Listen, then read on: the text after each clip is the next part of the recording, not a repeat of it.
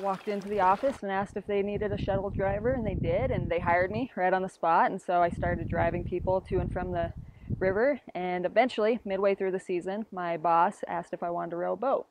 And I was like, sure, that sounds great.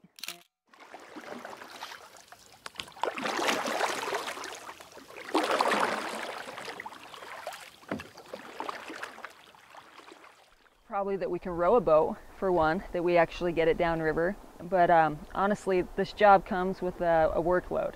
We work all day. We work 5 in the morning until all the folks go to bed, and a lot of heavy lifting, things like that. And I think that they're surprised by just the manual labor as well that goes into that, and that obviously goes along with rowing.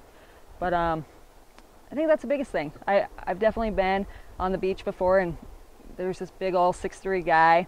He's like, "Oh, little lady, you gonna row me downriver?" Sure, hop in, and sure enough, we do. And I think that that's kind of a cool thing. I think the crew. I think that, especially here in Idaho, we work with really great people, and I would travel anywhere with the people I work with, and I think they motivate me.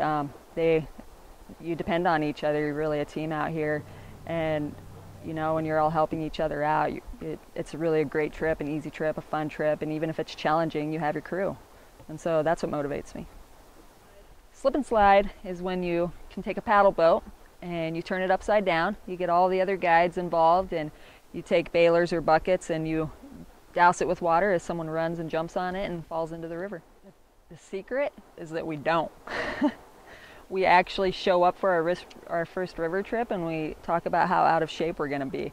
A lot of us are pretty active. I think that you know, just to do this job, you have to be semi-healthy. We do a lot of hikes, lifting. You need to take care of your body, but ultimately, we all show up for that river trip, and there's no way to train your muscles. It's not rowing that you're training for. It's lifting 5-gallon buckets and moving tables and twisting and turning.